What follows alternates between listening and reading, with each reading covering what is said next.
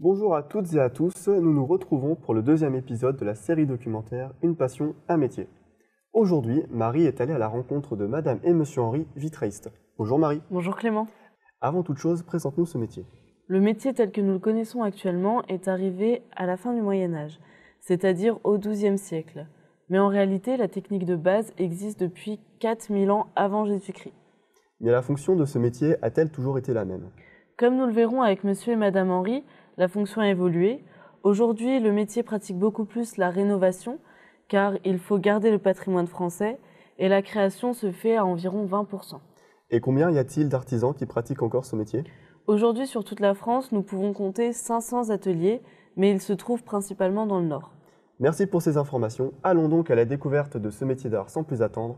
Nous nous retrouvons à la fin de l'épisode. À tout de suite.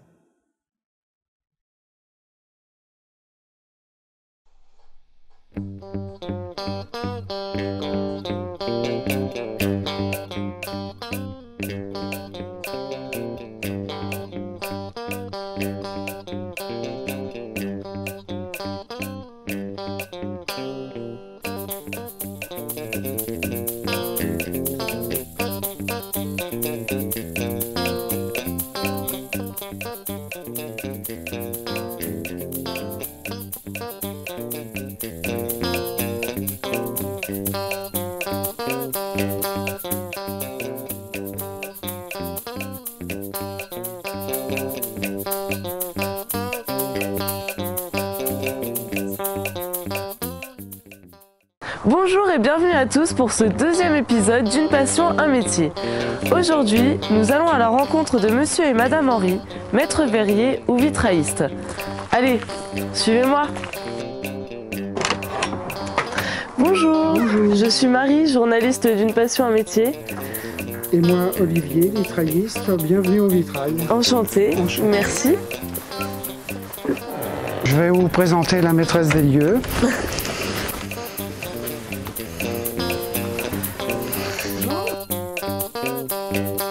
Tout d'abord, la réalisation d'un vitrail, on commence par où? On commence par où? On relève déjà des cotes de vitrail pour savoir où va aller ce vitrail et comment on va les articuler. D'accord. Et devez-vous respecter une taille maximale, minimale par rapport à ces cotes? Oui, il y a des tailles maximales qu'on essaye d'éviter et donc on recoupe pour, par exemple, je pense au des restaurations de vitraux d'église où les panneaux arrivent jusqu'à des fois 4-5 mètres. Donc tout est recoupé en petits modules pour pouvoir les réassembler. Et les dimensions petites de vitrail, bon évidemment, ça reste ces dimensions-là, pas plus. D'accord. Il faut donc après relever les cotes, on va commencer à penser au décor. Des fois on démarre de vraiment rien. Là par exemple on a un poutrage.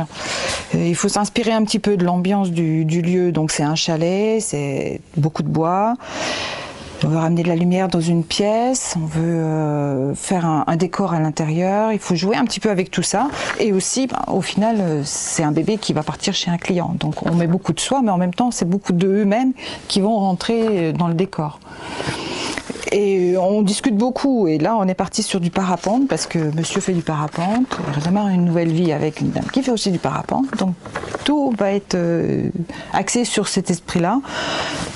En pensant qu'en feuilletant nos créations, ils avaient vu ce décor qui leur plaisait bien.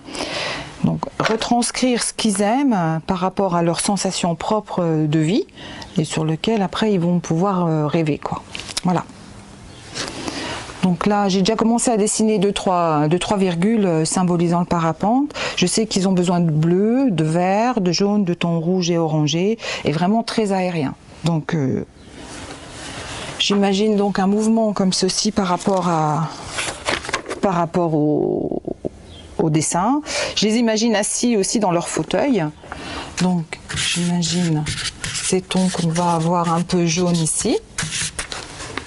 Quelques touches de rouge pour donner un peu de force au mouvement.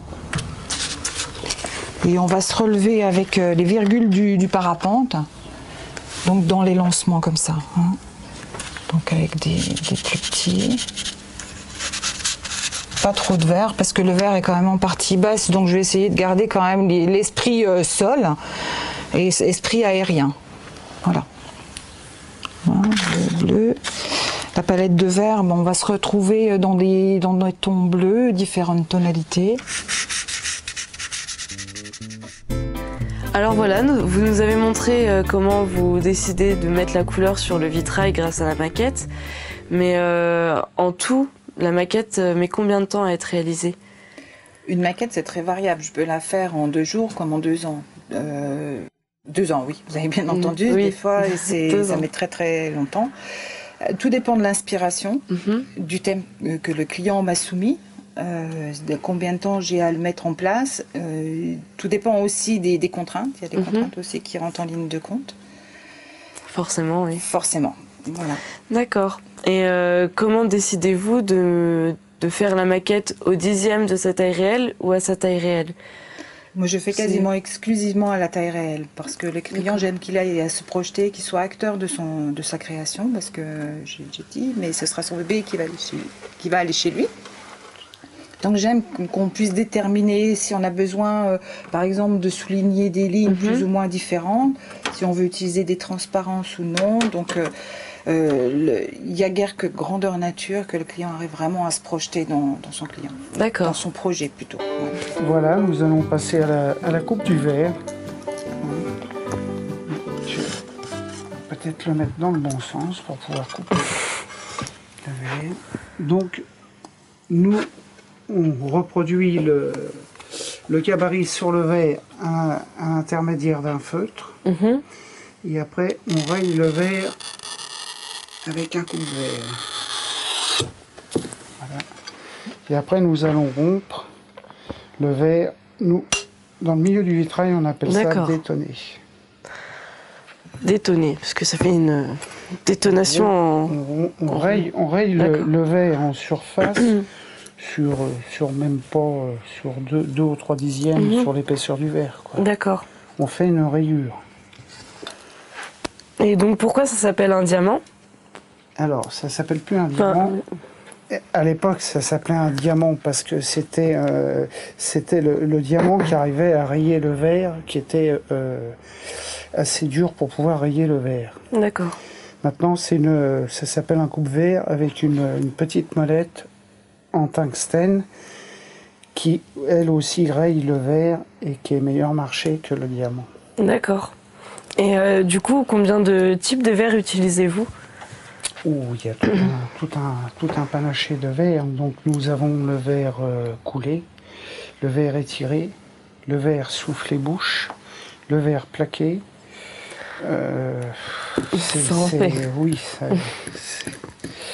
Alors nous avons là par exemple du verre soufflé-bouche où la particularité c'est qu'on retrouve les petites bulles d'air. Ah oui, d'accord. Dans le verre. Hein, ah oui, là. Voilà. Voilà. D'accord. Et c'est un verre qui est très irrégulier, qui est sous feuille d'un mètre carré. Et l'épaisseur varie entre 4 mm et 2 mm. Alors je ne sais pas si vous vous rendez compte. Ah oui, si là je vois l'épaisseur là. C'est plus épais qu'ici. D'accord. Par rapport à un verre qui va être étiré ou... donc là, je vois qu'il y a plusieurs teintes. Des verres qui sont rouges, verts, etc. Est-ce que vous les achetez déjà comme ça, déjà teintés, ou est-ce que vous faites la teinture vous-même? Alors les verres sont, c'est vrai que les verres à vitrail sont teintés dans la messe, on les achète comme ça. Donc là nous avons un verre qui est opalescent, qui laisse pas passer la lumière. Voilà.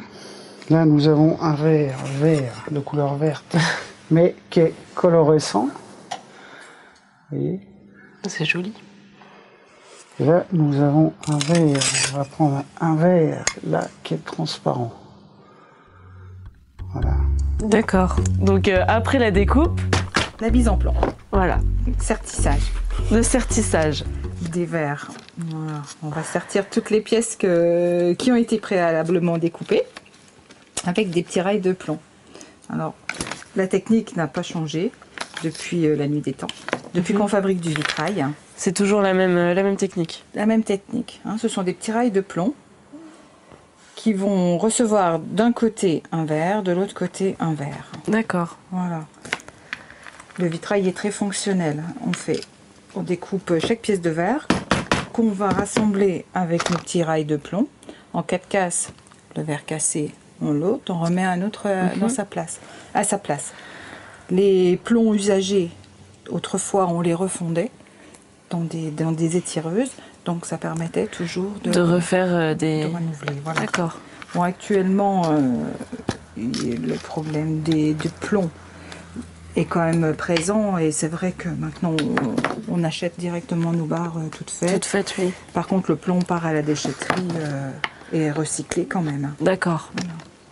Et est-ce que le vitrail final est toujours identique à la maquette? Oui. Oui, il faut que ce soit ce qu'on attend du vitrail. Si on a besoin, par exemple, dans celui-ci, qu'il soit opaque pour la salle de bain, pour éviter de laisser passer le regard du voisin, et qu'on ait suffisamment les couleurs qu'on souhaite, qu'elles ne soient pas trop fades, pas assez fades. Oui, il faut que tous ces éléments correspondent à l'étude. D'accord, ok. Donc voilà, vous nous avez montré comment on réalise un vitrail, et maintenant je vais vous poser des questions pour en savoir plus sur votre métier et sur vous en particulier. Alors tout d'abord, depuis quand existe ce métier, à quelle époque il est apparu? Depuis très longtemps. Depuis très longtemps. On m'a même dit que c'était l'un des plus vieux métiers du monde, faut pas se tromper.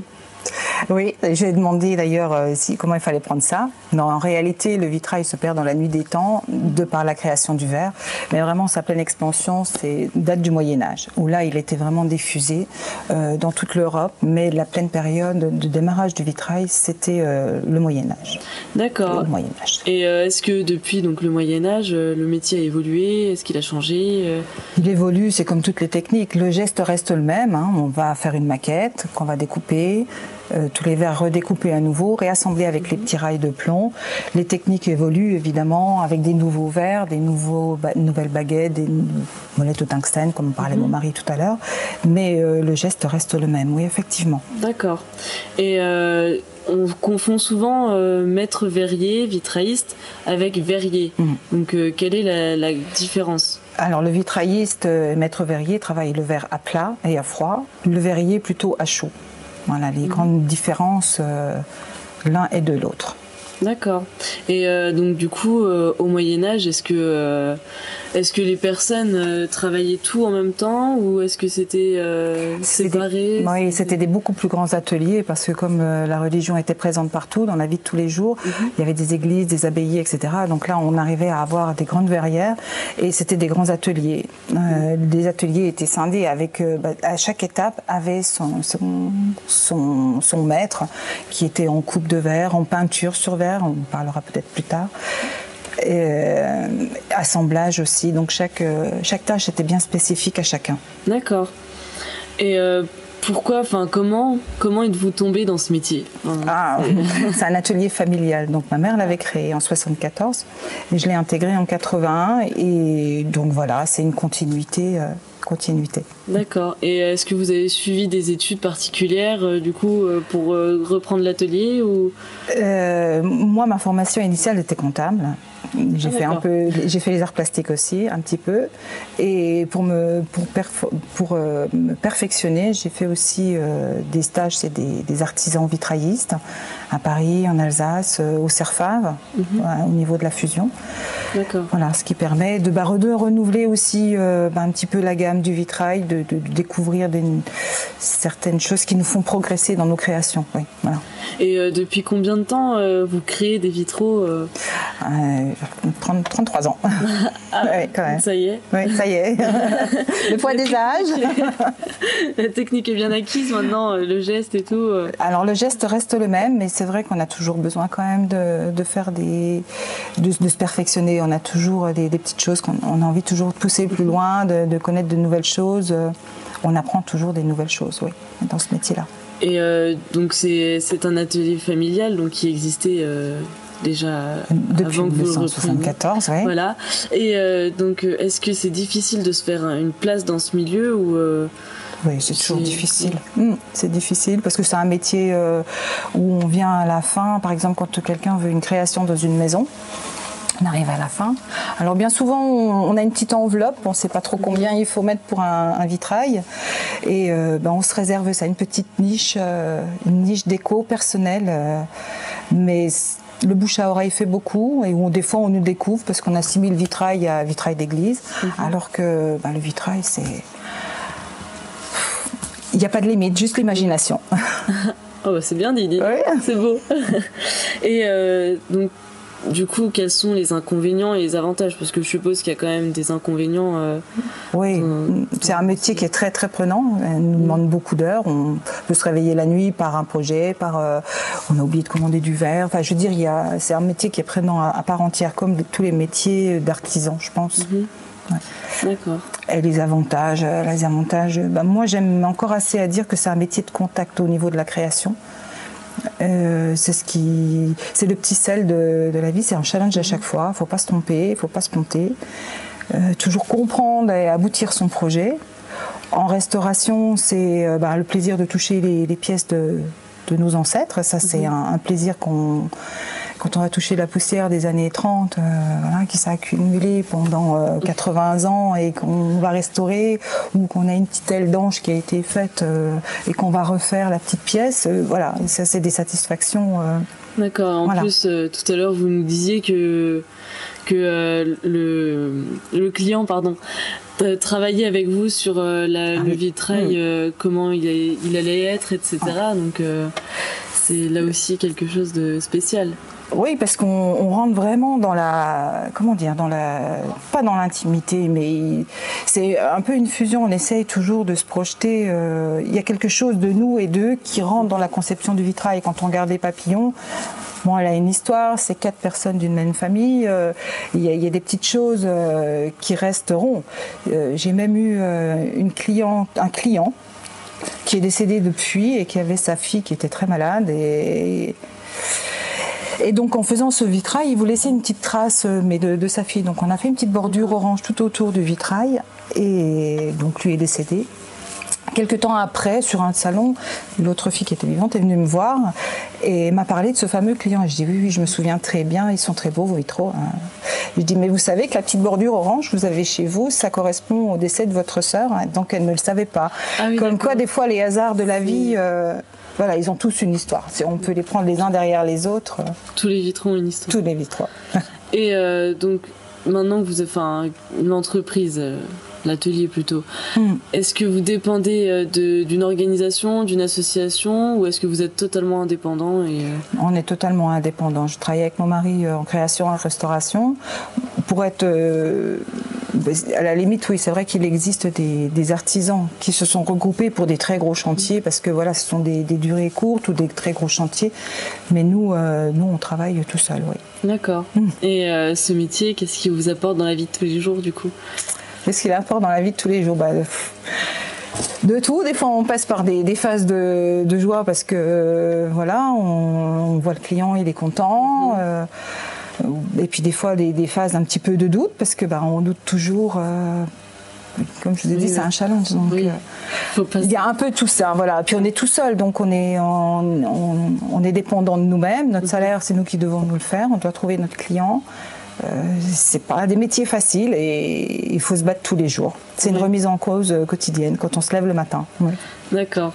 Et pensez-vous que ce métier va perdurer? Je pense qu'il va perdurer. Il va perdurer, oui, je pense, parce que... Pourquoi ? Je ne sais pas. Il est arrivé déjà jusque nos jours, c'est qu'il y a une raison. Les gens aiment les belles choses, les gens aiment communiquer. Quand on achète un vitrail, on ne va pas acheter un tableau, on a eu un coup de cœur. C'est une démarche vraiment particulière. Et puis après, c'est à nous de le faire vivre. On ne peut pas rester, il faut le dépoussiérer, créer des graphismes différents. Il faut essayer d'enlever cette idée d'église, comme vous disiez tout à l'heure. Donc, il y a un vitrail, il n'y a pas que les 12 apôtres, il y a tellement de choses à voir et à lire dans un vitrail que... Oui, c'est ça. Oui.